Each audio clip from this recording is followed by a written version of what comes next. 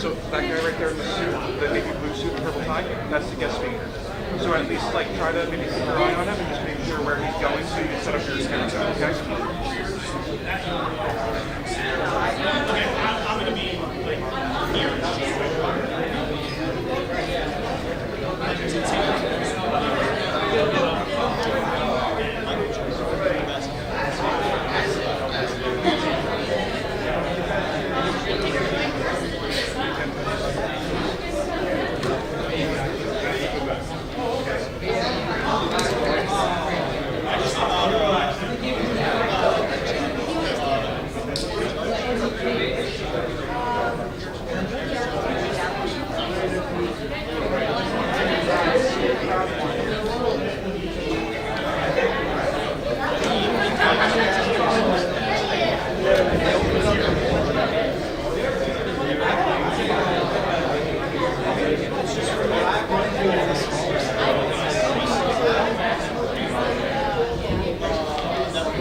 I hear that.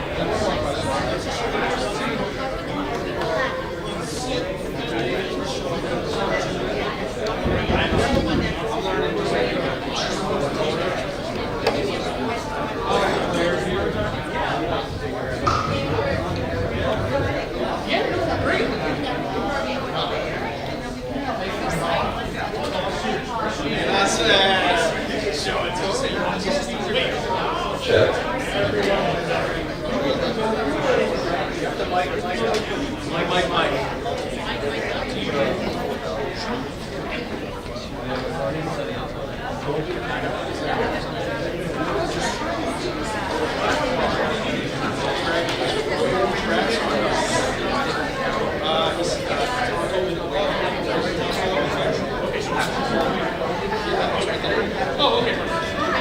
Hello, hello.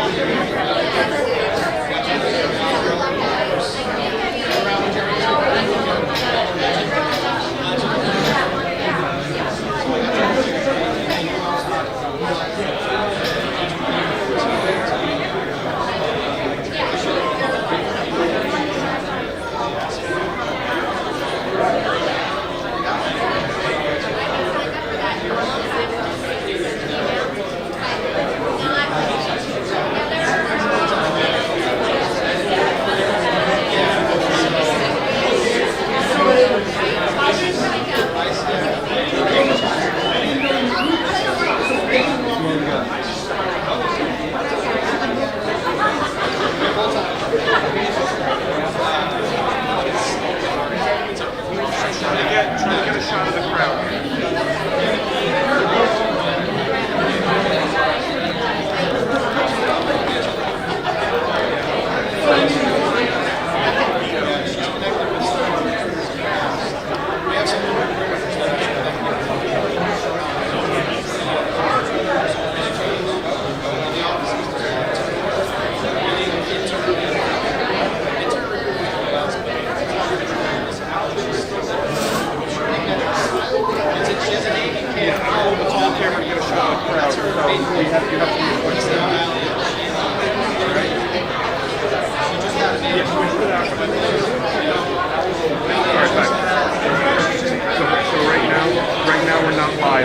I need you to hold the camera.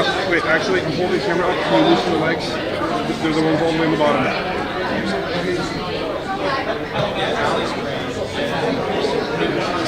Not all the way, that's fine. That's fine. That's fine.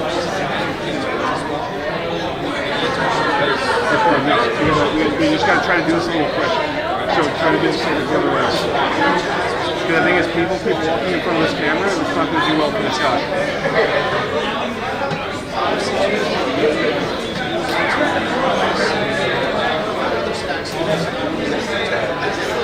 Okay. Your job to loosen this. This does the tilt. To loosen this does the pulling shot. Right now, we are currently relying on this camera to get the shot of the people here.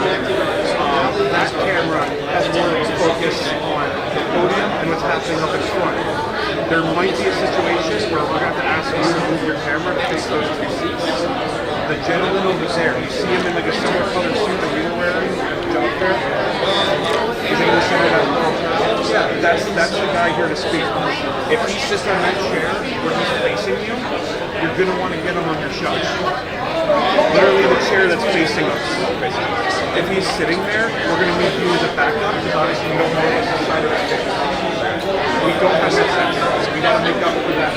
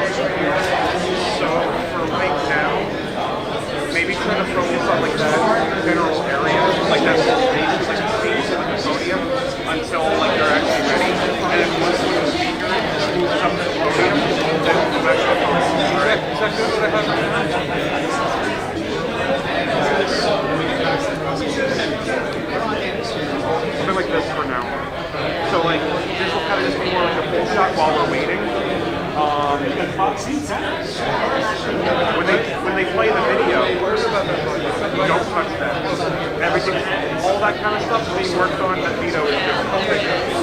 So just like keep it like this for now. If the speaker goes up to the podium, then you get the shot onto the podium. Just really pay attention to what's going up on the stage. Okay? Yep. And also if there's like two people on the chairs, just get the mic on the chairs. If they're playing the video, a shot like this will be good.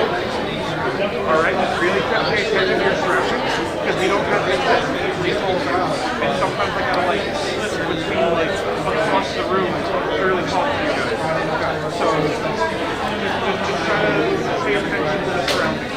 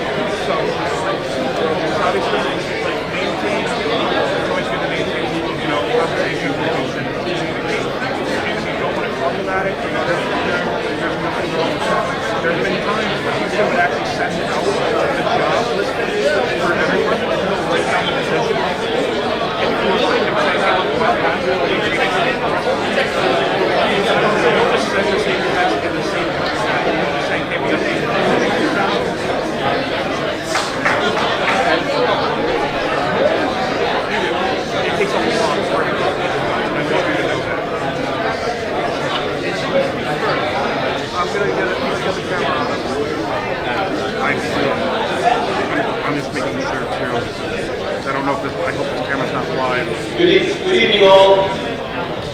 Just maybe keep a shot right here for right now. My name is Thomas Flood. I serve St. Thomas Aquinas College as the thing is, Vice President Vito's asking for my Institutional Advancement. I have to kind of Welcome see them. to a signature STAC Chat featuring the one and only Mike Richter.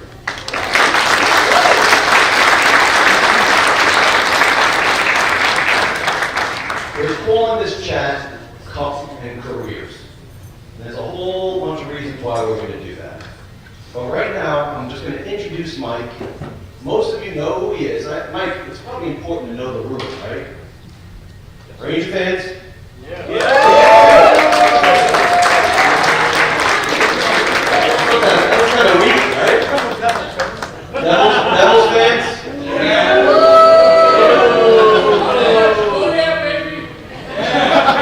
All right, Islanders fans? Wow. We might have a brawl later on. So anyways, Mike Richter, as you all know, Mike Richter played hockey for the New York Rangers from 1989 to 2003. During that time, he led the team to a Stanley Cup in 1994. The team's first Stanley Cup since 1940. Remember those 1940 chants? Oh my God, brutal. He competed on several international stages throughout his career, including the Olympics, winning the silver for Team USA in 2002. During his NHL career, he was a 3-time All-Star and 1-time All-Star Game MVP. If you've been to the Garden, you see his number up in the rafters, and he was inducted into the U.S. Hockey Hall of Fame in 2008. Just as fascinating, following his retirement, Mike went on to attend Yale University, receiving a degree in ethics, politics, and economics, with a concentration in environmental policy.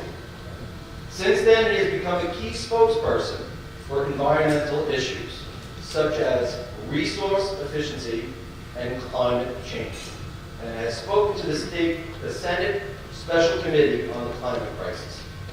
Mike's day job is a CEO of Brightport Energy, where he uses his lifelong passion for peak performance to help clients reduce reliance on fossil fuels through a comprehensive approach to both energy efficiency and clean energy resources.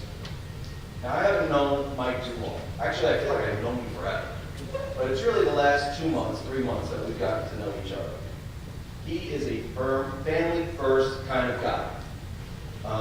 And tomorrow, he's flying to the West Coast to see his son play in a playoff game. So that just speaks volumes about his commitment to hockey and family. But for this huge hockey fan, this is a thrill. This is a treat. This is a pleasure. And in baseball, they talk about 5 tool players. For me, there are 5 C's in a championship person. It's confidence, it's continuity, it's character, it's compassion, and it's a charitable heart. In those 2 to 3 months that we have known you, your participation at STAC, through STEM, just seeing how you interact with students, this is a true championship man to emulate and to follow as a role model. Mike, really, this is a thrill for us all. Thank you so much.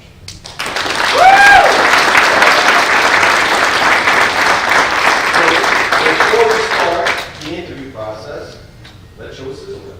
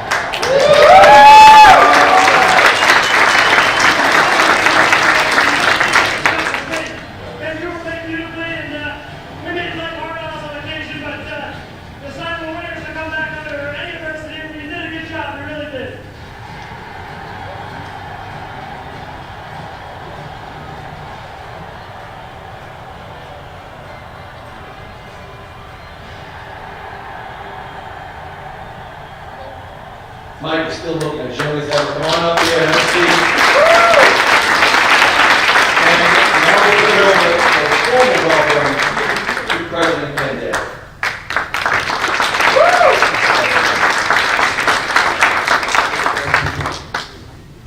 Wow, what a sizzle reel. I wish I had one of those. Mike, congratulations and welcome to St. Thomas Aquinas College. What a treat for me and for the STAC community. We're all wearing our red, white, and blue here, celebrating a hero. So Mike, thank you so much for coming. Before we start with one mic, I do want to give a different mic a shout out. So can I ask Mike D to please stand up for a moment? Mike just completed his requirements for a Doctor of Education from Arizona State. Mike, congratulations.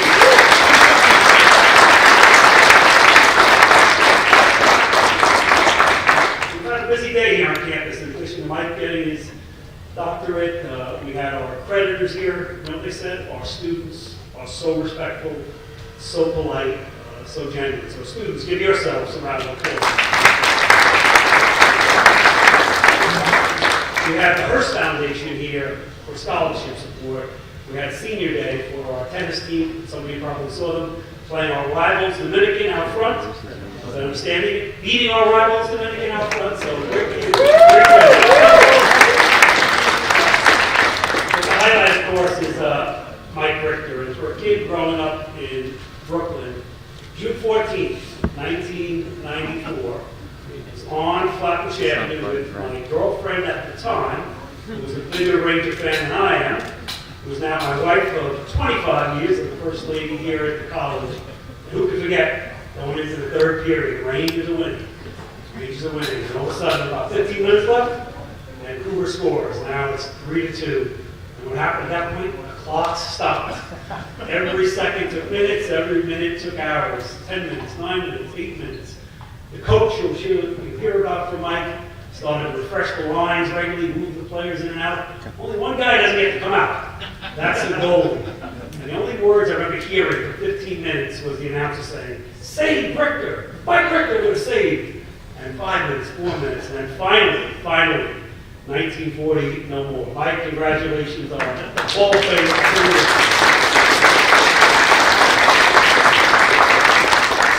Fast track, almost 30 years later, just a chance meeting back on November 3rd, Mike and I were both presented in Armonk at different conferences. I was invited by Veolia, the water company, to do a global review of water quality. Mike was presenting on behalf of our friends at the New York Power Authority. We just had that chance 2-minute meeting in the hallway on a break, introduced ourselves, and since then he's been here meeting our students, attending our STEM advisory board, attending the panel discussion, and of course the highlight is tonight, when the show is all of you, Mike. But hockey career, energy CEO, for me, I think the most impressive thing was, as Thomas said, at the age of 42, I think it was, Mike went back for his degree at Yale, finished what he started, before his NHL career. And what we like to do for our students is to put role models in front of you. You've heard me say it before, you will be successful. You will all be successful. And the way to be successful is to learn from those who came before you. So Mike, welcome back. We're delighted to have you. Let's have a wonderful conversation tonight. Thank you so much. I think that's what this is. It's a conversation, not only between you and I, but between you and them. So we thought we'd start off, we have a tradition here. It's called Ken's 10. Ken always shares 10 points. Okay. So what we thought we would do, real quick, slap shot kind of rapid fire questions, 1-word answers, 2-word answers. You might get some other answers from the crowd, depending on your answers. So, best teammate. I'm going to have to go with Mark Messier or Brandon Meek. They're my two friends. I learned from them. They were family, and we won together, so hard to break that up. Excellent. Toughest opponent? Probably Barry Lemieux. For all you Devils fans out there, it was the New Jersey Devils. No, they were probably the best team. We played at their height, but a single guy that was 6'5" and strong and very, very smart. Mario was an amazing player and probably would have had every record, but ended up with back injuries and cancer. He fought and came back. And we, when you're playing against a great player, you have your game plan with that in mind, and he still would perform. He was an incredible player. It was like, the way Tom Brady kind of leads well all through his life. This guy had that on the ice, but with incredible strength and skill that was almost unmatched. So he was a real force. All right. We all have a song that gets us pumped up, ready for a performance. I play it. Ken walks in the office, he hears my song down the hall. Highway to Hell. Highway to Hell is a good one. Thank you very much. It's not mine. All right. Well, what is your favorite song? It sounds funny, but you think about it. Before every game is the national anthem. I love the United States anthem and the Canadian national anthem. You're getting pumped for the game, but that's sort of the music that you have in your head when you go. So that to me has always kind of got me going. I watch my son play and the whole arena gets quiet and just stand at attention, whether it's the U.S. or Canadian anthem. That is, the NHL, when Canadian teams come down, they play that anthem first. it's awesome. And we had John Amarante at the Garden, so it was a particularly kind of emotional thing. That one got me going. Love that answer. You didn't say Billy Joel. I thought Billy Joel would pay you to promote his residency at the Garden. Adam Graves and I saw Billy Joel in concert. We introduced him at one point. You know, there's a zillion fans out there. Billy is what, 72 now? The dude is on cruise control. He is unbelievable. We met him before the concert at MSG, and he's hanging out, having cheese and crackers. It looks like this. Nothing. And Stefan Matova was there. He's like, don't you get a little nervous before? I was like, I used to. I'm 70. Like, come on. And he looked tired, old, bored. Man, he got out on stage and exploded. It was so good. It was so crazy. And you just know that that's a guy who's got it just in his blood. Like, he was such a, I don't know, a seasoned performer. It was amazing. So, yeah, he's okay. All right, so we went from song, now we go to your favorite movie. Wow. That was going to be tough.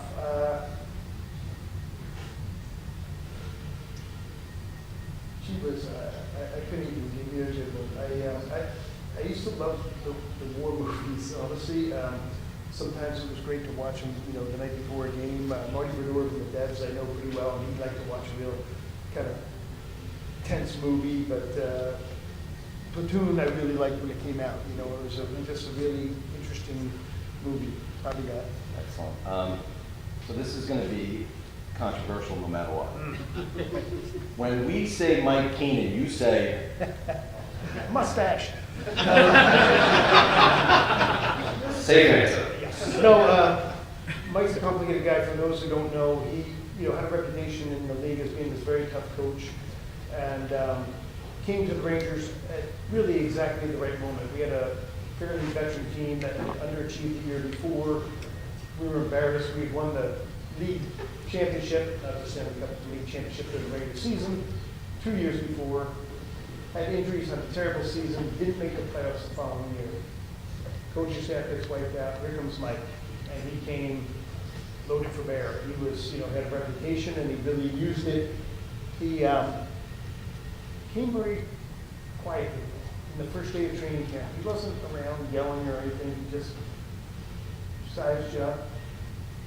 He knew what his reputation was, and he knew it was going to go south quick. But he said, I'm not going to stand up here and tell you guys you have to win. You guys hear 1940 all the time. You had a rough year last year. I'm not winning the cup for you. It's up to you guys in the room. So if you want to figure it out, here's the ice surface. Just the beginning of training camp. Show me that you're ready to do that. If you don't, you won't be here long. And just quiet. And then they showed a film of the Mets winning. So it was the ticker tape parade in New York down the Caribbean of Heroes. But they superimposed hockey players, playing the game and championship games and winning in overtime and all this. And it was incredibly effective. We just seemed to have a mission from day one. And he really was a guy that was all about gathering the right emotions at the time. If you thought you were getting lazy, he would be there to poke you. He wasn't a guy necessarily to give you a hug if you were down, but he was always poking, always making life difficult every day at practice, so that by the time you got to a game, that was the easy part.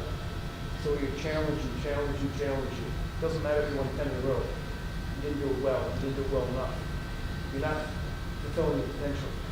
So what do you need to do to get ready to play? Because it's going to get harder. There's going to be somebody who's taking your spot. There's going to be somebody who's winning against you.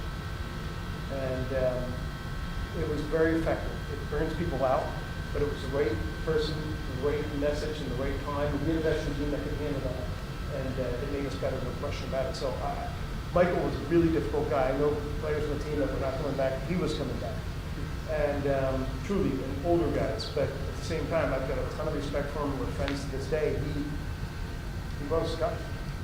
We're going to ask him that same question some other time.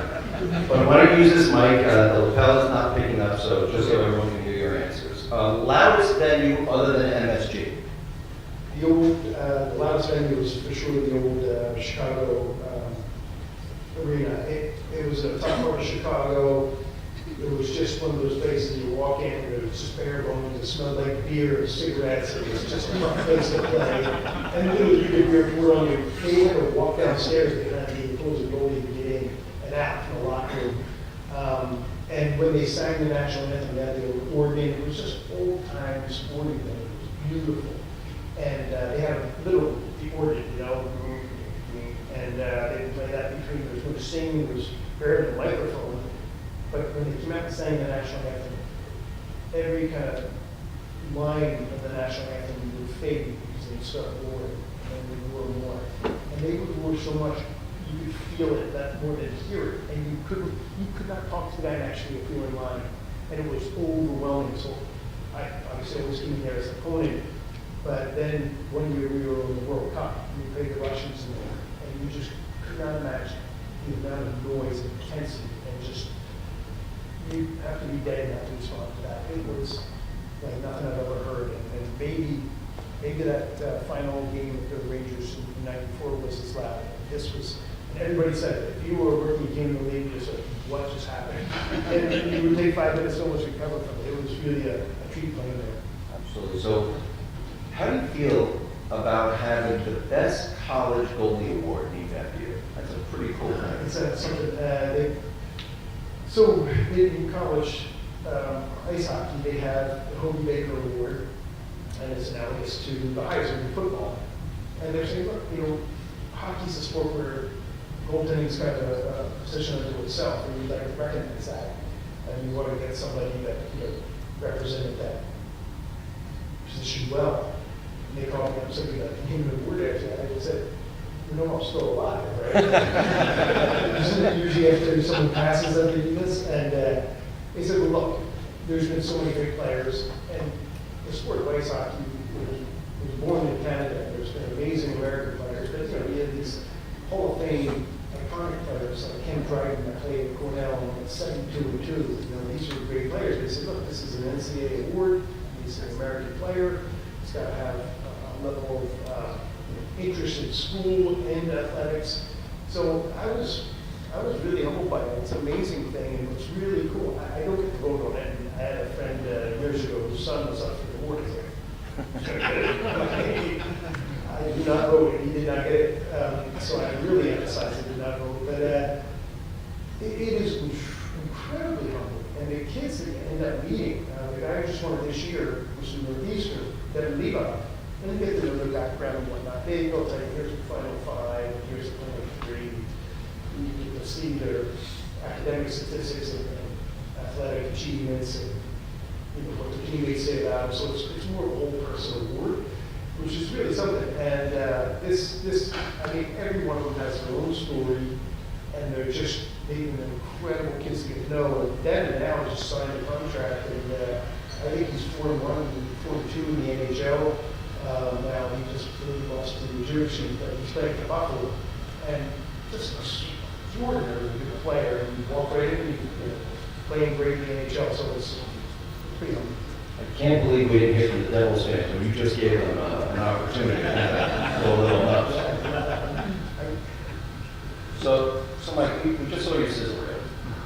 You know, the moment that they raise your jersey to the reference, again, we get chills watching that. When that happened live, what was the 1 word, 2 words that you thought of when that was happening? It's actually really interesting because as you look, I played athletics like everybody in this room. You know, I was crappy at baseball, I was good at football, I was okay at track and field.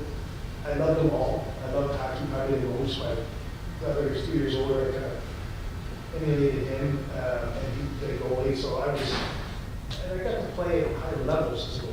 There wasn't any of us around. So hey, men's league, my oldest brother, come on, play with us. So it was actually helpful to do that. But you go along, I'm playing because I love playing, and that goes to grade school, and that goes to high school, and of course I had dreams of playing in college and in the Olympics and in the pros, but you don't know whether that's ever going to happen. You just keep playing. And at some point, no one told you to stop. And next thing you know, you're 25, 30, that's who you are. And I think it was harder to even conceive of ending my career when I was 36. I ended up getting hurt, which, an injury ended my career. So, as an athlete, we all know you put your kind of nose to the grindstone. It's game by game, practice by practice. We lost last night, we got to win tomorrow. We won this round of the playoffs, we win the next round. This year didn't go well, I'm preparing for next year. So you almost have to keep telling yourself just about the next game and worry about the present moment, and then suddenly it's over. And so when I was injured, honestly, it took me a long time.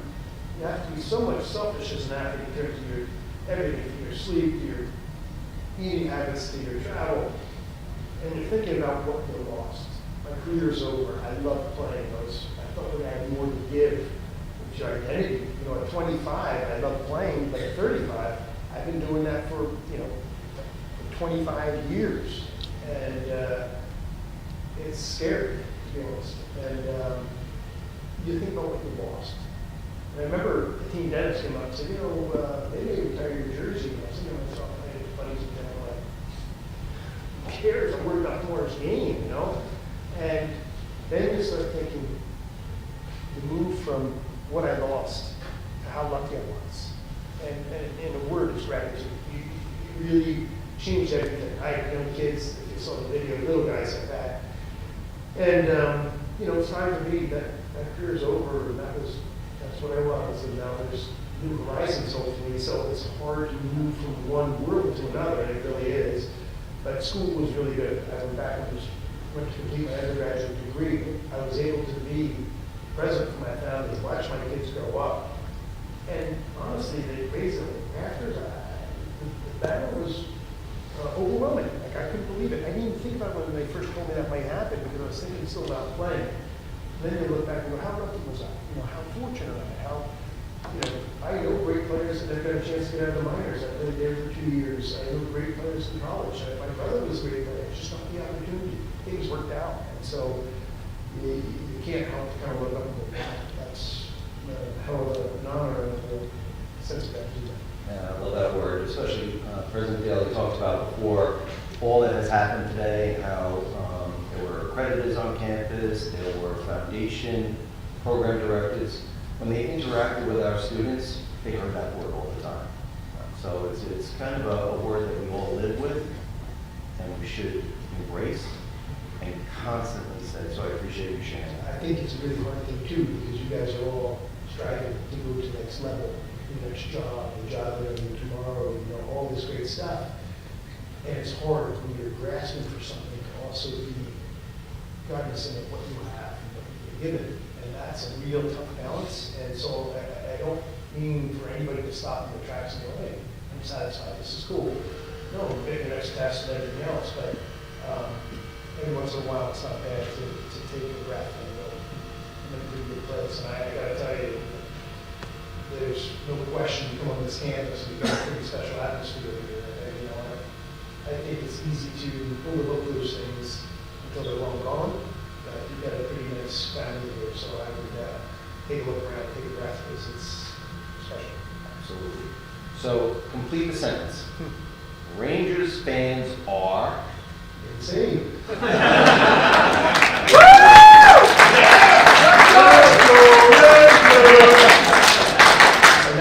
go, Rangers! We were waiting for that. I think that's there's so much passion in the sport, and honestly, the Devils fans are, the Islanders fans are, and especially around this tri-state area. You don't realize how lucky you are to be able to play that. I had a friend who played for Dallas for years. We were talking about different places to play. It's like, I hate playing in Jersey, they're a great team, it's kind of quiet. It's like, you're kidding me, this is a zoo. It's like, hey, Dodo, that's because 50% Ranger fans getting in brawls up in the stands. Like, good morning. But we have these people that travel all over, so it's, they boo when you're not playing well, and they cheer when you are. And I'm pointing into a standard of being there, so it's an awesome place to play. I think we might know the answer to this question based on the fact that your favorite song was the national anthem. But how did you feel playing for the USA hockey team?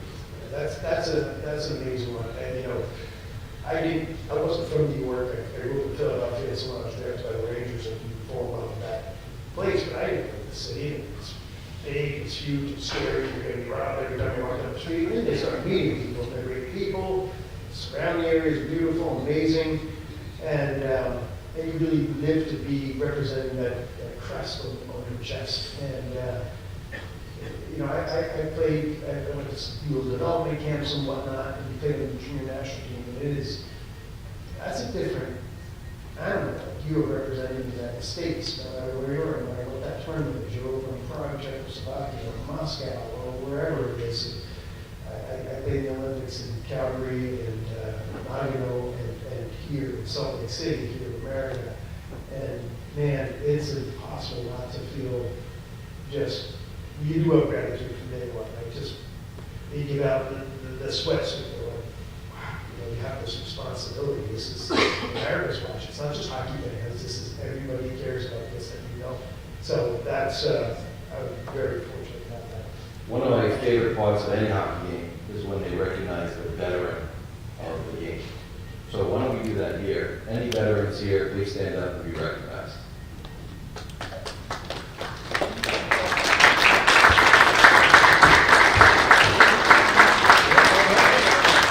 Thank you for your service.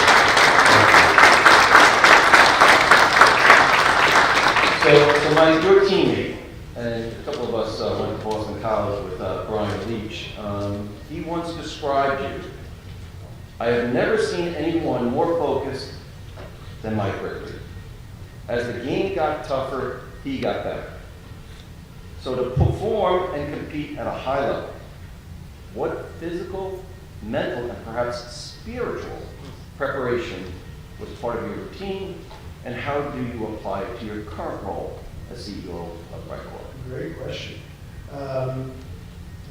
I think Brian was the one because he was so accountable that he didn't have to work hard. And what's interesting about that is he once said, I can get away with it a little bit when I'm younger, I don't have to start working. And he did, and he went from, literally, he was the captain of our Olympic in 1988, he was on the fat squad, he was heavy, and they wanted him to lose weight, so after we practiced, they picked up basketball and everything else. Later on, you know, fast forward 16 years, he's the fittest guy in the Rangers organization. And I think you have to make the connection from whatever level of talent you're given, that if you don't work hard, you're never going to fulfill it, and you're never going to get anywhere. And I've met all kinds of good players and people over my athletic career inside the sport now. And I think it's pretty clear that I'm telling you guys anything you don't know, you have to work. And that has to be just part of your soul if you're going to get anywhere. And there's not anything worth having that isn't difficult. Whether you just want to be a good family person, whether you want to start a business, whether you want to get to the next season, you don't have a contract. You can't expect success unless you have a dedication to the work. And it really comes from just a level of desire, energy that you put forth into it. Because you're going to get your backside handed to you. You're going to lose. You're going to have problems. You're going to have challenges. It could be in the form of the other teams. It could be your own doing. It could be personal stuff at home. But in life, you do not get through without scrapes and bruises and sometimes big ones. And you just have to come back. A guy used to work with, he said, you know, sports is about putting your backside out and then start with salt. You walk out in front of 20,000 people and say, yeah, I'm going to represent you and do a great job in the first goal you say. Better scrape it off and figure out how to save that shot. And I think that's really a good metaphor for controlling the things you can control. And one thing that we talked about earlier today was you better have a level of honesty. Coach is saying that. When do you do that? Because I can't ask you to be as good as you can be because I don't know how good you can be. When do you do? When do you know how hard you worked? So when my son comes home with a B minus in class, he might have done his best effort, but he also might have cheated it out and not really put in a great effort. And so that B minus is a totally different orientation. Did you fulfill your promise, or did you nail it in? And the best players I've seen always had a work ethic that's second to none, no matter what the talent is. You do not get to have something hand it to you just because you have a little bit of talent. And so I think you have to have a relationship with a work ethic. And the earlier you start it, the easier it becomes. And, you know, I read a good article once that this woman who was an incredible long distance runner, I said, you know, what's your secret? She says, I've got a great relationship with pain. Everybody feels pain running that thing. They do 100-mile runs, okay? So around mile 25, she says, I start to relax.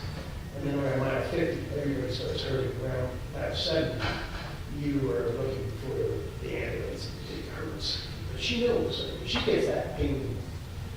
Other people are hurting too. So now it's time to buckle down and move into it and understand that that's almost a signal that you got it. And so it doesn't come easily. But I just think you have to understand that it's almost a privilege to be able to work on that craft and have a form to do it. How it relates to the rest of your life, I don't want to say because I stopped hockey puck. I have any business telling anybody what to do or I'm good at anything else. But if you have some self-discipline and a work ethic, you're going to figure out what needs to be done at some point.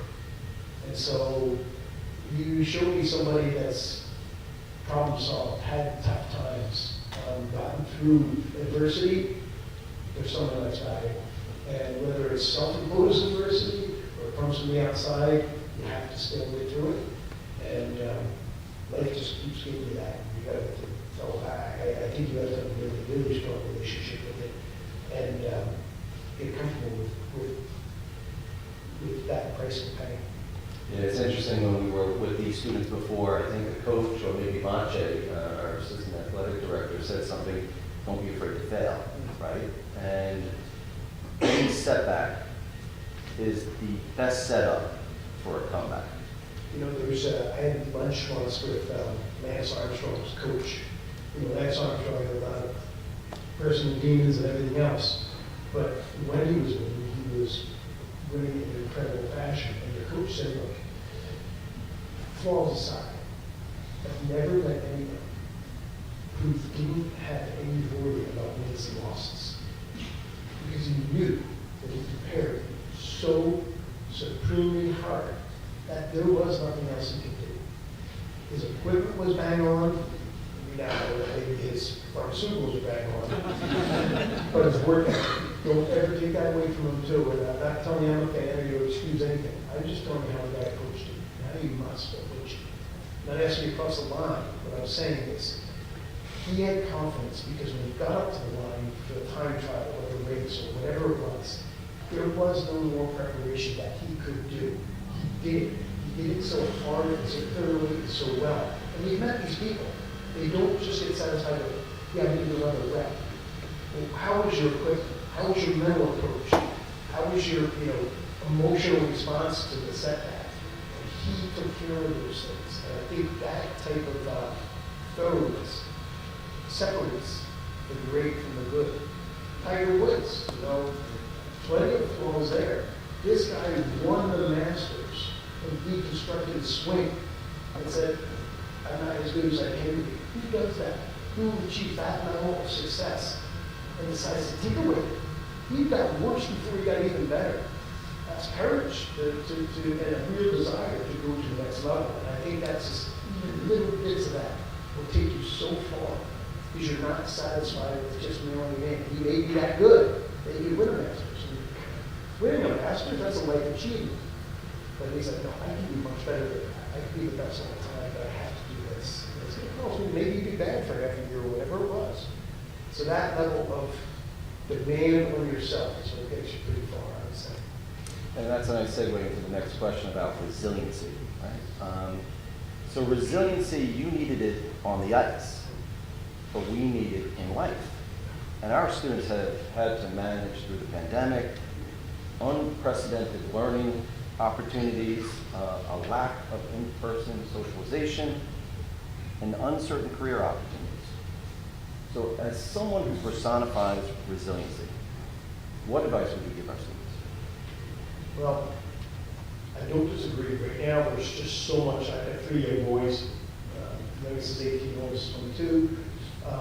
There's a lot that we're dealing with right now. We talk about, how from the name, we'll talk about that a bit more. But, it was funny, right when the Black Lives Matter protests were going, the nation was kind of tearing itself apart, and my wife and I were watching a PBS special on 1968, Martin Luther King, Bobby Kennedy, the riots at Kent State. If you go through history, it is not easy, and it is not pretty. And we think we're crazy now. My parents lived through the Depression. Some people maybe in this room have. There's been worse, and there always is challenges that are not diminishing what we have now. But I don't think you can expect to not have it. And so there was an elderly couple that lived in the apartment. I lived in I was on the west side of New York. And he was a nice guy. He would drop off. He had a catering business. He was a Ranger fan. He would drop off cabbage. They were cabbage balls. They were like ground meat with red sauce and cabbage. I never had it. It was interesting. And I hate cabbage, but let me try one. They were great. And so I got to know him pretty well, and he was a nice guy who would come and go in his apartment. Okay, I invited him upstairs, and we got talking. He survived Auschwitz. Here's this guy, just an elderly guy. I almost fell off my chair. Like, pulls up his sleeve, and there's the tattoo. And I just looked at this guy as just a nice guy, and has some nice stories, makes a good cabbage. What he had been through, and he can still smile. And his wife, like, that's saying something. If they can get through that, put one foot in front of another, I can get through the pandemic. And I can get through a job loss. And I can get through not feeling well, and the other things that they have to deal with. Human beings never forget are incredibly resilient. They have capacity, but we can also get stuck in our own kind of fetal position and say, this is tough, I can't go anywhere. But never forget, everybody has a story. Cancer survivors, military veterans, just life deals you blows all the time. And I feel incredibly fortunate, so who am I to say that this is very difficult, I can't get through it? I got through it, the horrors that he got through, so, it's not fair to always look at somebody else and say, well, they have it worse than me, so I feel good.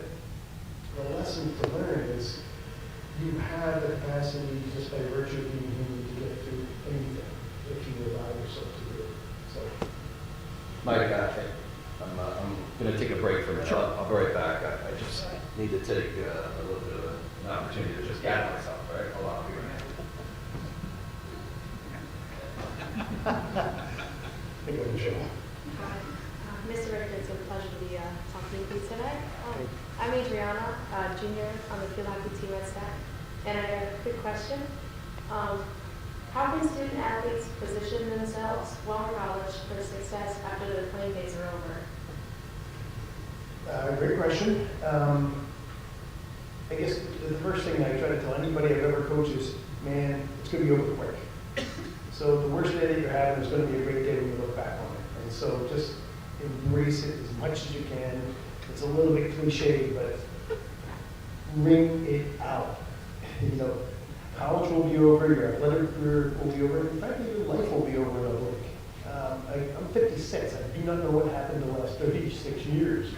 And I bought a house from an elderly lady who said, and she was really kind of a firebrand, and the lawyer who represented her said, Helen's a pretty tough person to be with.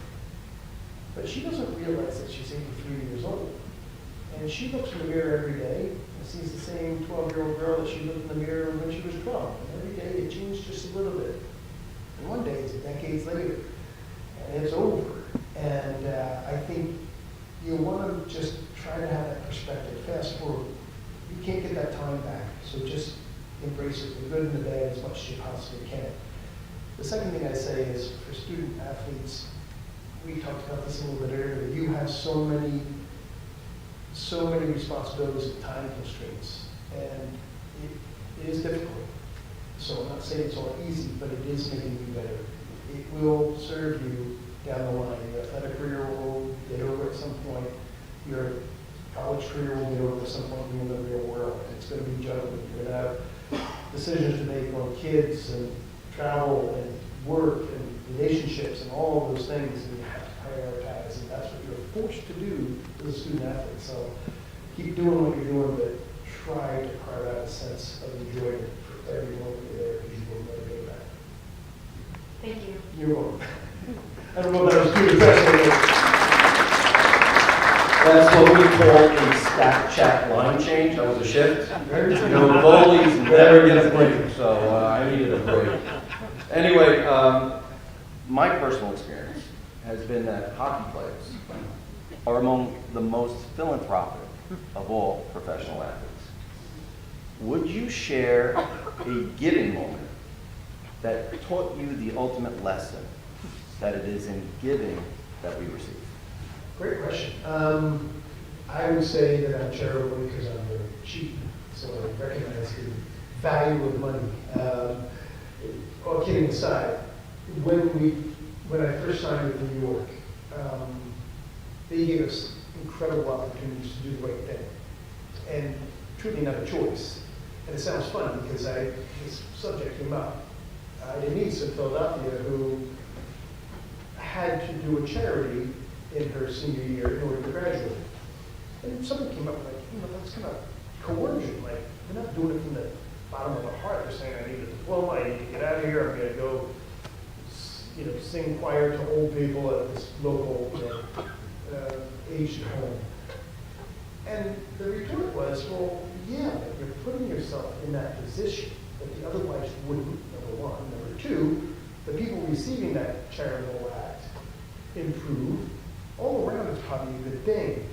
And I gotta tell you, when I went to New York, I thought of myself as a somewhat charitable guy, but you're 20 years old and you're pretty full of yourself. You've just made the Rangers, and all the veterans are going home after lunch one day, and they're like, oh, no, you're going to the children's hospital. I'm like, well, I got it. Nope. And it changes your life.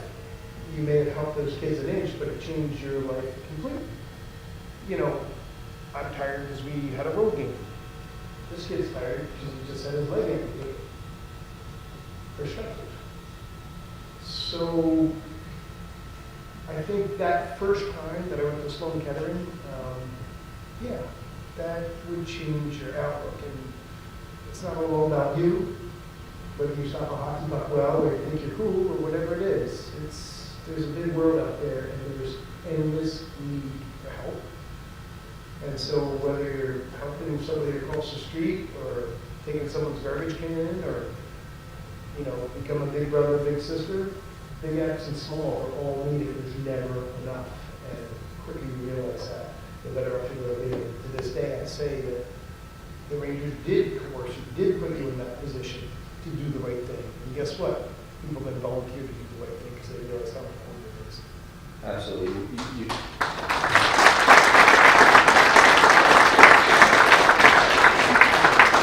talk about gratitude. Giving out of gratitude is the ultimate lesson. So I appreciate you sharing. Oh, we have an online question. People are watching. So let's see. Mike, having won one Stanley Cup, what do you think it would have been like winning 3 more? Hall of Fame New York Islander Bobby Nicely.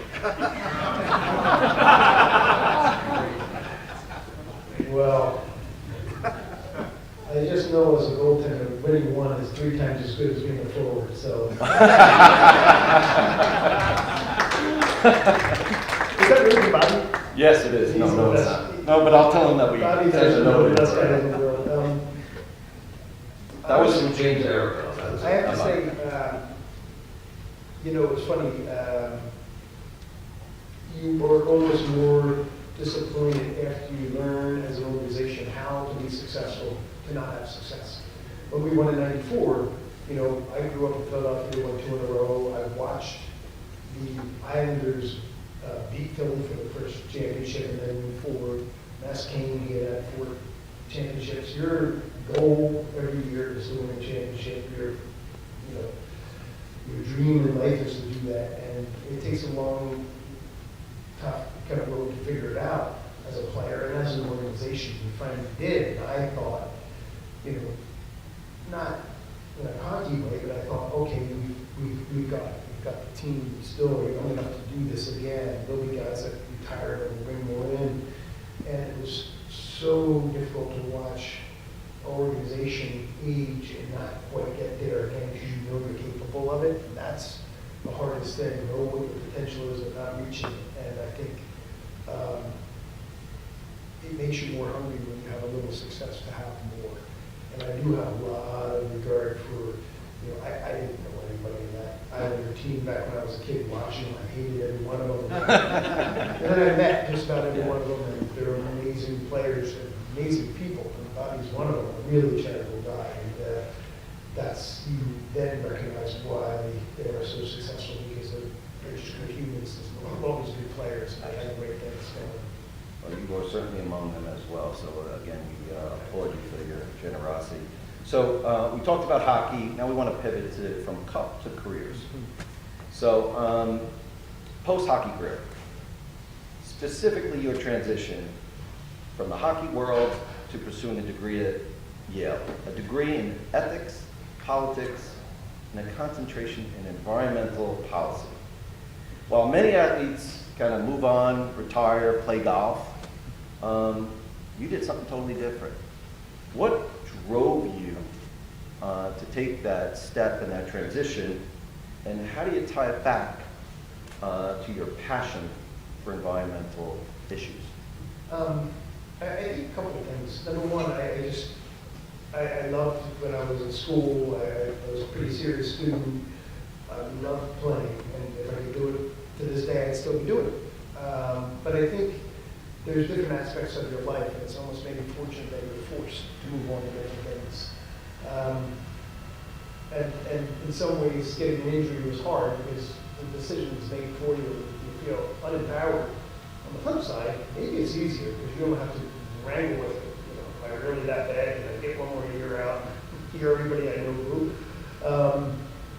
So it was over. I was not going to be cleared to play. I fractured my skull, and I didn't feel well, with brain injury, everything else, and it was kind of time to just get my health back and get on with things. But just my own life, I had very young kids at the time, so it was also really fortunate because now I could spend time. The first time my son was able to speak, I was in St. Louis, and we were room alone, and he was on the phone. He's like, "Come home, Dad." I said, suddenly it wasn't so cool to be on the road having beers with the guys. I'm like, I got a kid at home, I want to be there. So this was a good moment to kind of re-engage with my family life. Not that you're disengaged, but you're physically just not there. 50% of the time you're on the road. And so I started school, I was serious about it. I loved Wisconsin and talked to my advisor, and he said, apply to a bunch of schools out east, get the best one you can. My mom was elderly then. I have young kids, I'd like to uproot necessarily. So I applied to a couple schools, and Yale had a returning adult program that I got into, and I was thrilled, so it's close enough, and I went and had a great time. And part of it was, I wanted to finish what I started, the sense of accomplishment. I'd like to get a degree, whether you use it or not. I like it. I like the act of going to school. It's incredibly interesting. The classes, some, caught my attention more than others, but they all are, it's a great place. You're fulfilling your potential, you're learning. School in general. And honestly, in a selfish way, it was also a segue. Like, you're lost when you're done playing. This is who you are. This is what your identity is. And I don't know if that's, it's probably not particularly healthy. You are so moment to moment doing what you need to do with intensity. And, someone once said, oh, you're so lucky, you have such an important job. Stop. Frozen pieces of rubber. It's the most unimportant job I think there is. I mean, really, it doesn't make life better. I'm not a school teacher, I'm not a fireman, I'm not, what am I doing? And you have the ability to use that platform in very good ways, but it doesn't mean in and of itself it's particularly important.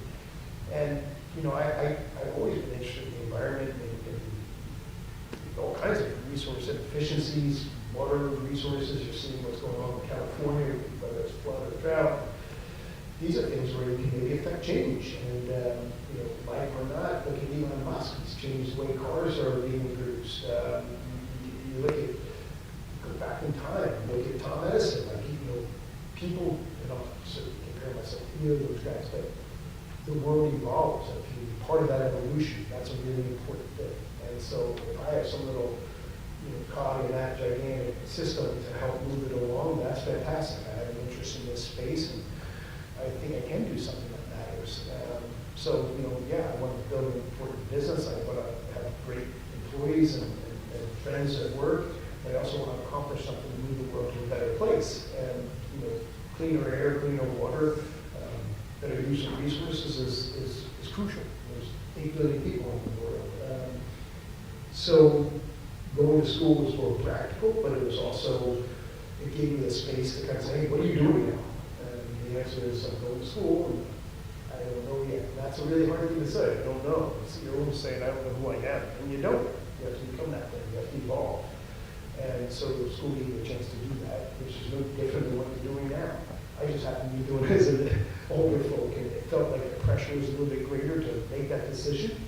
And I think, we spoke a little bit about that, went around the room with a group of students prior to this, and you don't have to know exactly what you're going to be right now. You can let it evolve. You can see doors open, some closed, you can try things on. And I was able to do that in a couple of years that I was in school. That was enormously helpful. So, excuse me, I just got to text Bobby and tell him that we really appreciate that question. Here's another chef to you. Thank you. Hi, I'm Tabor McDaniels. I'm a freshman here, and I'm a goalkeeper on the soccer team. How are you a goalkeeper? Okay. Yeah. So I have a question. As you know, our president, Ken Daly, is also an energy guy and a sustainability advocate. You've spoken with the Senate Special Committee on the climate crisis. What role can our students play in a clean, green future? Good question. What role can you play? Multiple roles. The most important thing is that your constituent, we all, it's not a political thing. Everybody wants clean water for their kids, clean air to breathe. And I remember coming to New York and getting up in the morning to work out in the summertime. And warm day, I'm getting up and I'm about to have a jog around Central Park and go for a workout. And radio says it's stay indoors. It's a poor air quality day. It's unhealthy to exercise. So it's like, when did that become part of the daily kind of routine? It's unhealthy to exercise. It's kind of unfair. It's awful. And so that's the type of thing that we all, I think, can agree on. We would like to have just some basic clean environment in which to live, work, and have families. So yeah, be an advocate, vote, do whatever you need to do to kind of change that direction. But also, you're learning here. I mean, we were talking earlier, we need electrical engineers, we need smart big brains, we need young people that think differently than old people that created a lot of the problems. So you guys, I don't want to ever say, we created the problem, you guys fix it. But you are going to be part of the solution. And you're so far advanced from what we were when we were kids. I was like, water resources? Oh, what? You guys know this, you're living it. And so you can have a direct effect because you're looking at what jobs, where do you put your big brain, It really matters where you put your time and energy because it ain't gonna fix itself. And so you guys in this room, when you talk about potential and all the kind of cliche things, you got a ton of it because you're gonna vote with your feet, what you buy, where you live, how you eat, what you do for a living matters. And whether you're in this industry or not, the choices you make are going to determine where we're going to be 20 years from now. It could be a very, very different spot, both for the better or for the worse. But those choices are being made now. And you guys, you're the ones that are the most important in this, I would say. Thank you. And then, Go ahead, keep going. all right. I need a longer break. I also have just a question for myself. Earlier we spoke about the importance of being nimble, and I mean, what you said resonated with me, and I think it's unfair for it to be withheld from everybody else. So, as someone who showed that kind of nimbleness throughout their life, how important is it to be nimble? Yeah, we were just talking about what do you want to do in the room with the student athletes, and I had an amazing. This is a true story. When I was in Madison, my roommate's girlfriend had her younger brother, and everybody ate dinner, and his buddy was maybe a senior in high school, maybe a junior, very bright kid, great mathematical mind. We're talking, oh, really, yeah, where do you want to go to school? I want to go to the University of Pennsylvania. I want to go to work school. Wow. What do you want to do? I want to get finance. And I was going to work on Wall Street. Guys, at 16, I'm like, okay, that's great. That's great. No word of a lie. I never saw this guy again. We played Buffalo Sabres. I got up in the morning, we practiced. I had a team meal, I had a nap, I played a game. I'm going out to dinner with my brother on the Upper West Side of Manhattan. A place called Isabella's. I go down to the men's room after ordering food at like midnight. We get out and green after everything, and the place is kind of clearing out. But it's New York. They still serve dinner late. And I come out of the restaurant, and there's Mike Richter. And I was like, hey, yeah, hi. He's like, you don't remember me? I was like, oh, sure, I do. No. And he's like, I met you in Madison, whatever it was, 17 years ago. And, Donnie Moe's friend. And I said, wow. And I said, oh yeah, what the heck are you doing here? He said, well, I ended up at Wharton School and was kind of top of the class in finance, and he's working for a big investment firm downtown. He was entertaining clients with his boss. I go, oh, I remember. I go, that's amazing. I go, you kind of fulfill, you nailed it. Like, everything you said you were going to do, you did. How do you like it? And he said, I hate it. And it was a really sad thing. He said, it's everything I thought it would be. I'm out here, entertaining clients. Boss is on his third wife. I never get to do anything. I work weekends, making good money, and it's hell. And I just thought, wow, like, how would you know at 16? And I don't have no problem. I would say I wanted to be a goalie when I was 16 for sure. But the nimbleness I was talking about, it's okay to try something on and then say, not for me. And I think nowadays, I had an uncle who worked for Philadelphia Electric Company. I don't know if you know that, Ken, but Philco. And he was an exec there, and he started when he was 23 and went till he was about 65 and retired and had a nice golden parachute. And that was his job. You don't do that much anymore. You can do many things and you have to reinvent yourself. And I think take some pressure off yourself, right? There's a lot of things you can probably do. All you need to do is find the thing that feeds your soul, what you like, what moves you, what makes you happy. Or, if not, pays you the right salary to feel good and find your calling elsewhere. Could be charity, could be painting in your backyard. Don't get stuck in something that makes you miserable. And so be able to maneuver into different things. And you're saying that within my company, I know just good, smart people. Could be executive assistant, could be an analyst, could be the CEO. It could just change. You have to be able to move from one thing to another and not get married to something. Because God forbid you get into something, maybe you're good at it. Maybe it pays you well, but if you're miserable, you're miserable. You don't get that time back. So I would just say, particularly in an economy that seems volatile, that changes all the time, it's very competitive. If A doesn't work, go to B. If B doesn't work, go to the rest of the day after that to find what serves you. Because the world is a bit of a different place now, and I think there's room for that, to reinvent yourself. Thank you. How about our students who asked those questions? Thank you, Nicole Ryan, for helping us find these students. So it's now time for audience participation. You get to ask the questions. James has the microphone. If you would, and have a question, just stand up, introduce yourself, and ask the question. Who wants to be first? Wow, Joe didn't waste any time like that. Quick on the draw. Joe Santamarina, marrying my wife, having twin girls, and the 1994 Stanley Cup, not necessarily in that order. The greatest days of my life. I was at 12 and 13 playoff games in '94, so thank you so much. Everyone talks about Game 7 against the Devils and and Game 7 against Vancouver, but I want to take you back to May 25th, Game 6 in New Jersey. Niedermeyer scores, Lemieux scores. You guys did that down 2-0 to one of the greatest defensive teams in the history of hockey, one of the greatest goaltenders in the history of hockey. People don't know is, 35, almost 40 minutes in, you're still down 2-0 to one of the greatest teams with 22 minutes left to go in the game. What are you feeling at that point in an incredibly intense game against one of the greatest defenses in the history of hockey? Down 3-2, by the way, in the series as well.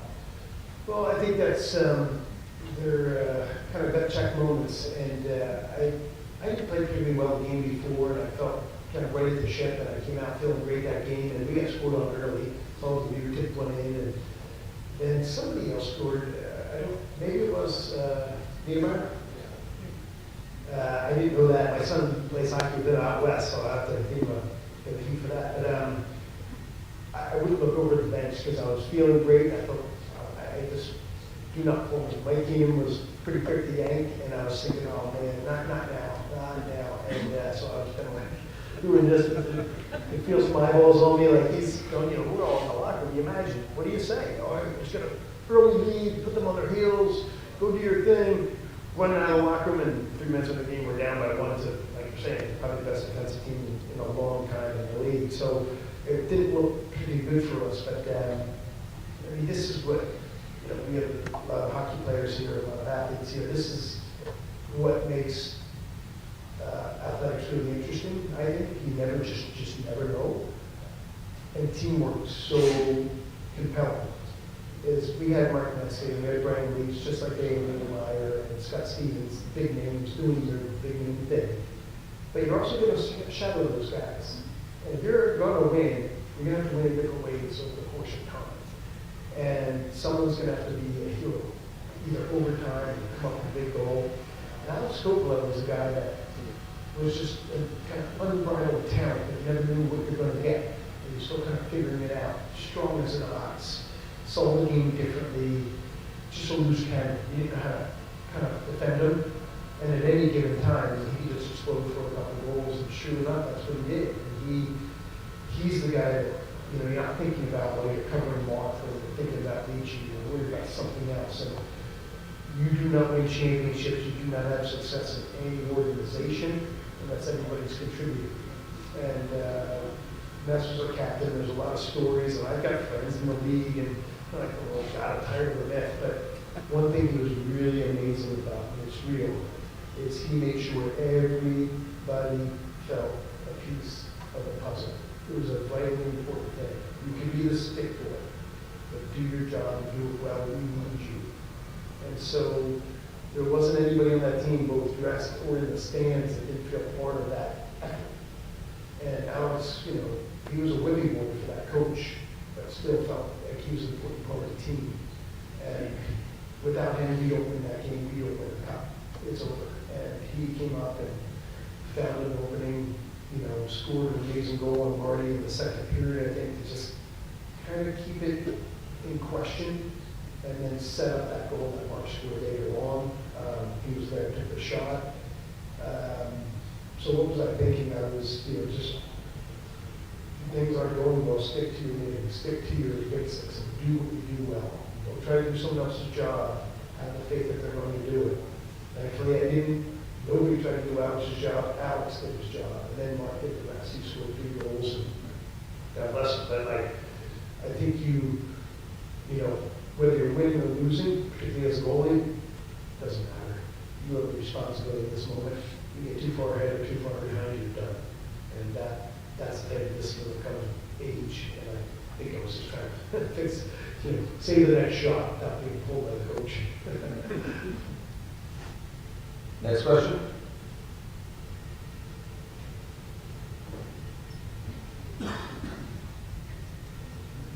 So, as someone who's a new fan of hockey, what team should I support? There's one team in the NHL, New York Rangers.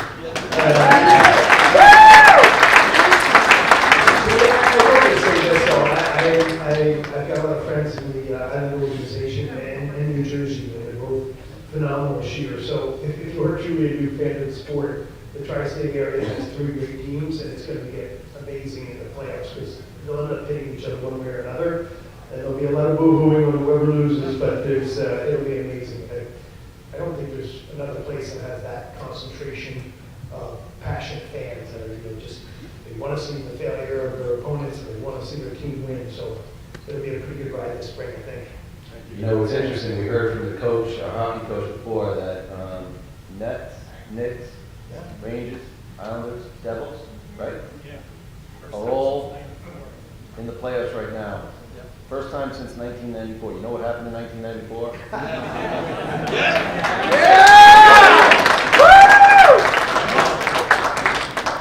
Next question. I just wanted to ask how it made you feel when Mark Messier promised to win. No pressure. For anybody who doesn't know, so we won the league championship that year, went into the playoffs probably as the overdogs, okay? We played the Islanders. Islanders were actually a really scrappy team, but we were ranked 1, they were ranked 8. We beat them pretty handily in 4 games, and it wasn't an easy series, but you know, the score looked lopsided. We then played Washington, we lost 1 game. So we're 8 wins, 1 loss. And people are currently giving us the cup right there. Then you hit a team like New Jersey, and they were fantastic. We were number 1 in the regular season, they were number 2. We played them 6 times, and every 8 times, because we played them, I think, 2 or 3 times in the training camp, and it was a war. We knew them, we knew what they had for breakfast, they knew everything about us, and it was just, we go out and play to win. They were really vicious games, and so I think we might have lost the first game at home, they came back and won, and then went there and lost. And we find ourselves facing elimination. They were up 3 games to 2, and a 4, you know, they have to get the 4th game, and we have to get to 4 before we get to, we have to get to 2 before we get to 1. So it's, you know, a little bit of a uh-oh moment, and Mark, you know, understands, you know, with the media, you're giving, I guess, messages to not just the fans, but your opponents, your own team, your own fans. And he's just like, look, we hadn't played our best hockey. New Jersey had played very well. Do I think we can win? He's asked, you know, can you guys beat this team? They're very weak defensively, particularly once they got in a series or a game. And Mark says, sure, yeah, we did the second, third game, blah, blah, blah. Well, are you sure you can beat them? Absolutely, I'm certain we can beat them. They said, well, can you guarantee? He said, yeah, I guarantee we can beat this team. And so, you know, there's a scrum of reporters around you, but you're just in this locker room by yourself. And he didn't think much more of it, you know. And the next day we're driving to practice, and there's this picture of him. Messier guarantees win against Jersey, and you're like, you know, New Jersey doesn't need any more motivation to hate us. You know, we don't need them any more angry. And he just looks at him and was like, good job, Mark. And Mark's like, no, I've done it. And it was hilarious because, you know, he knew the intention was really to tell the guys in the locker room, oh, I mean, it doesn't look great right now. We had a bad game. They beat us. Scrape it off. Keep going. And that was kind of the message he was, but it's a pretty bold statement. There is this thing called the other team that we do. And it was just hilarious because we show up in New Jersey that morning to have practice. And oh, he just took an absolute beating from the team. Nice job, Mark. Hey, this is going to be an easy game today. Thanks, pal. And one by one, you know, the GM comes in. He's like, "What? Did you say this?" And Mark's like, it is a long story. And then, of course, the last guy to kind of walk into was King. He was like, "What?" And everybody, including him, just started laughing. And you know, at that point, there's no explanation. You know, you can't explain that one away. There's no use crying over it. He still just have to go out and play. And what's pretty beautiful about that was, yeah, he said it, and the intention wasn't as audacious as it sounded. It was more supportive of our team, but of course, it's going to, you know, he didn't say that, he owned it, but he also went out and scored a hat trick in the game-winning goal. Whereas then, that's what legends are made of. I mean, he turned around, there was a loose puck, they pulled the goalie, and Mark just turned around. Goes that way, just shoots without looking. And he goes up in the air, and I'm telling you, head and land on the ice. I go, you are kidding. He is going to get a hat trick. He got the game-winning goal, and he predicted this victory. That's the only thing you can do when you go out on a limb like that. You got to open your trap. He did it. Any other questions?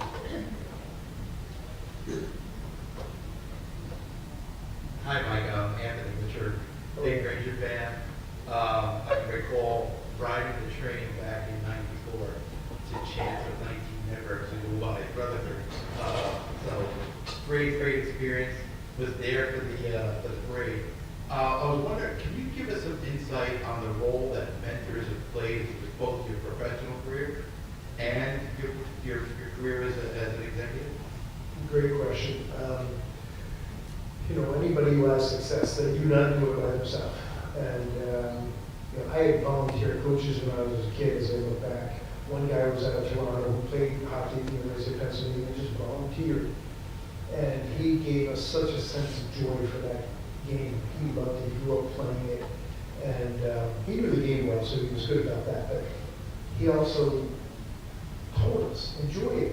You were going into the state championship, and everybody was all scared, and reporters, and what if we screw this up? And they were filming our practices. It was just unheard of stuff. And he made us all get around center ice and get it on our backs and bark like a dog, and doing all kinds of stupid stuff and just silly stuff. And people were going, what's the matter with this team? But it was so, he's like, don't take yourself too seriously. You're playing in some illegal sport and having fun. Enjoy it. You're in the championship. Don't cry over it. Go out there and win it. Enjoy it. And you take something from him or somebody else like Mark, who was so professional. Even he didn't wake up in the morning at 17 years old. He said he was a mess. He missed plane rides when he first signed. He was a 17-year-old kid that played professional hockey. And he said, I was just immature. And he had older guys that took him under his wing and said, God, that's great. Oh no, you got to hold yourself more accountable. You have to be professional.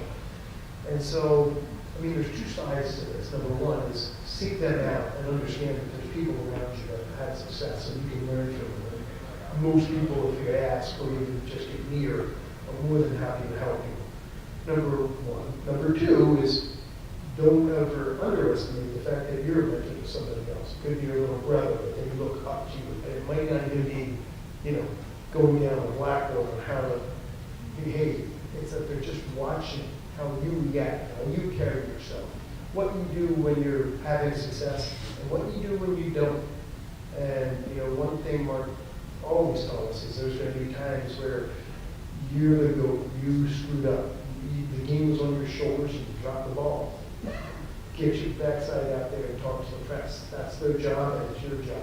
Don't just be hanging out when, hey, I scored the game on the goal. So, take responsibility, good and bad. And I think the way he carried himself, we had young guys that got upgraded, Zuba, Leachy, myself, this guy won 4 championships, he's doing something right. And you take that responsibility to mentor others, but look for others. And that can be, it doesn't matter, you can be 60. I'm still learning. I've got, there's a guy on our board, my colleague here, Lisa, and Steve Mercantile is an older guy who was on Wall Street a long time. I love sitting and listening to him. He has experience that I don't. I'm 56. I better not be too old to learn something. So, someone once said, never ever be afraid to apprentice yourself.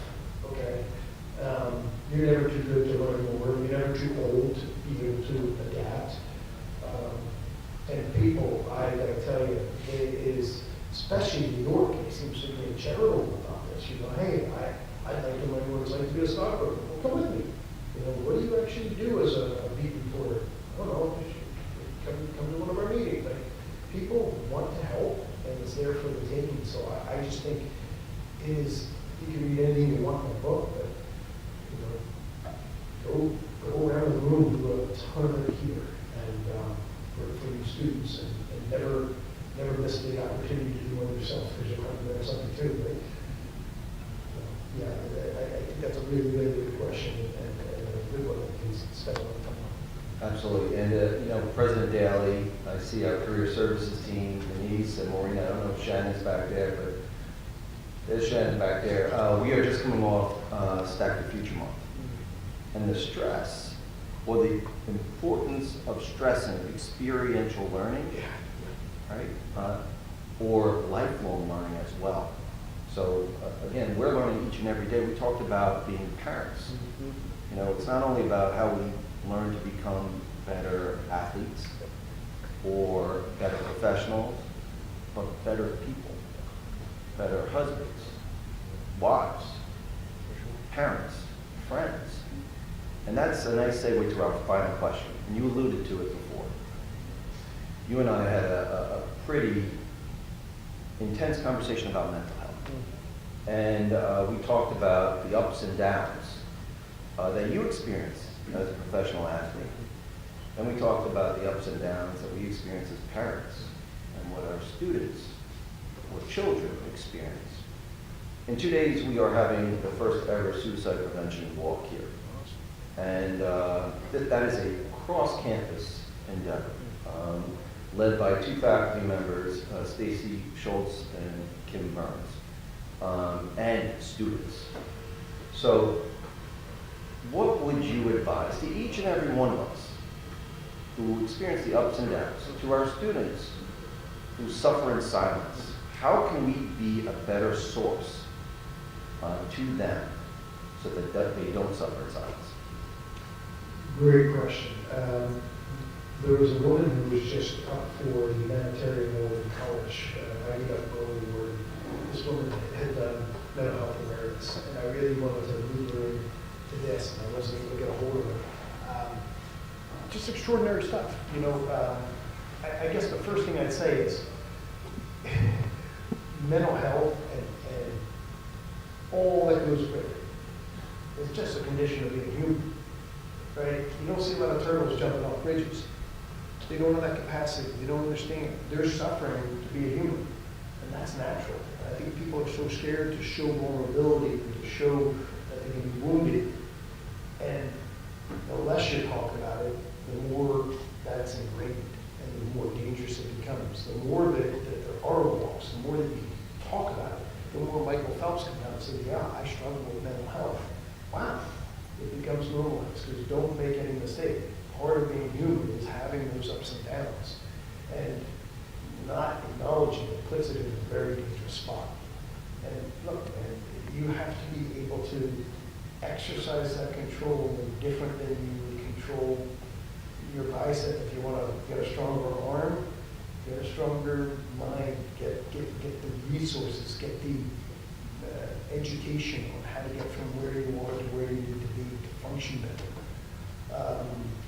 I think it's such a profoundly interesting moment, because it seems like there's so much stress out there. We've all gone through the COVID lockdown and had various experiences, but they weren't necessarily positive, some worse than others. And we're still carrying that. There's still repercussions from that. But all the other things that have gone on politically, the war in Ukraine, I've got friends who are from Ukraine, the mental stress that is day to day is high.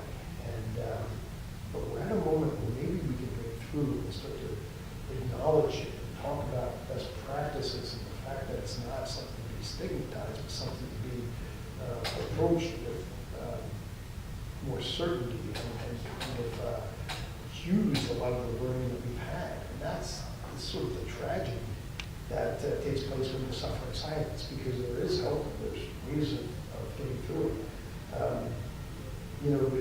It's amazing to me, there was an interview I saw with a boy who tried to commit suicide, and a young guy actually, and he just said, it's amazing to me that I even tried it. He said, I was just in a really bad spot, and I didn't think there was any way out. And it wasn't like he was crazy, he said. I just lost hope. And if you're breathing, you got hope, and you can navigate out of it. And the words coming out of his mouth were so important, because he just said, it was a momentary decision. He obviously wasn't successful doing it, but he tried. And he just said, I just didn't realize how much resources were there, how much there was to live for, and how close I was to being on the other side of that. He had a second chance, and that's kind of key. That's why you have these walks. That's why you talk about it. That's why you talk about best practices. So, I wish I had something more profound to say other than It needs to be talked about, it needs to be acknowledged, and it needs to be understood, not as a personal failing, but as a condition of being human when you get through it. The fact that you just took the time to talk about it is the opportunity for everyone else to talk about it. And from a campus staff perspective, we thank President Daley for focusing on mental health awareness and wellness across the campus. More importantly, with all due respect, we thank our students because they are incredibly courageous. Because we just talked about lifelong learning. They are teaching us, the parents, about what we could do, what we should do, not only with each of them, but with our children, with our nieces and nephews. So I thank President Daley and the students for being so brave and for being so committed to mental health awareness and wellness. So thank you very, very much.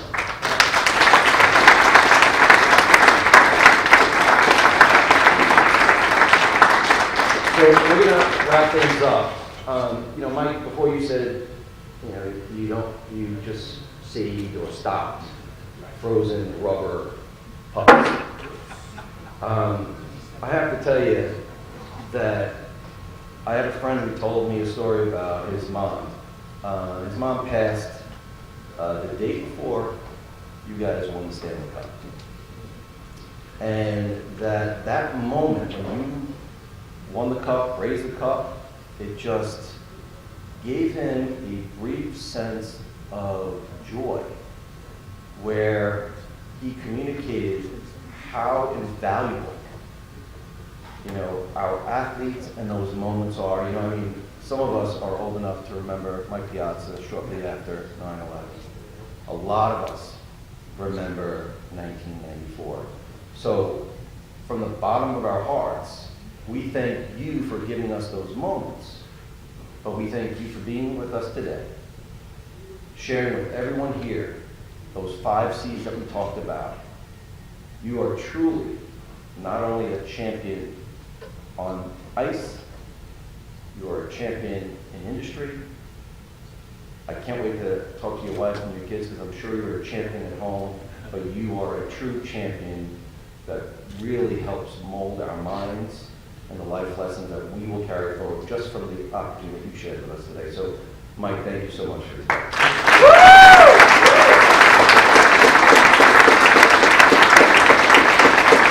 And our coach and some of our hockey players have some gifts for you.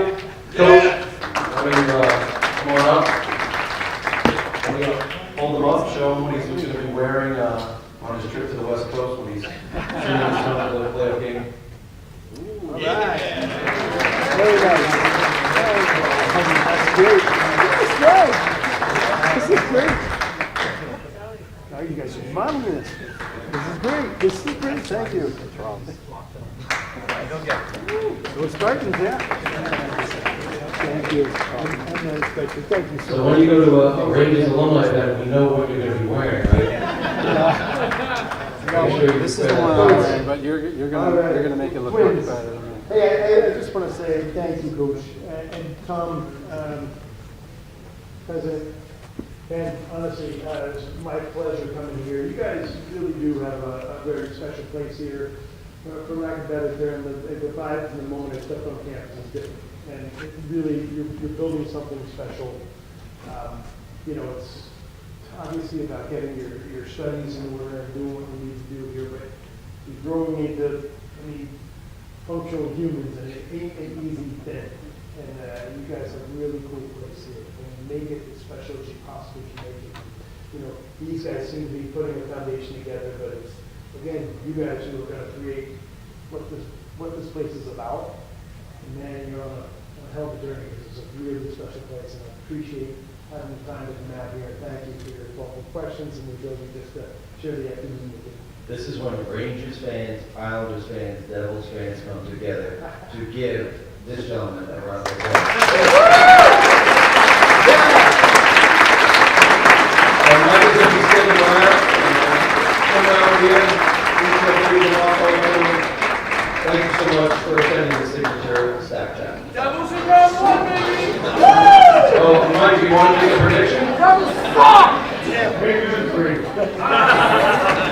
My pleasure, Bill.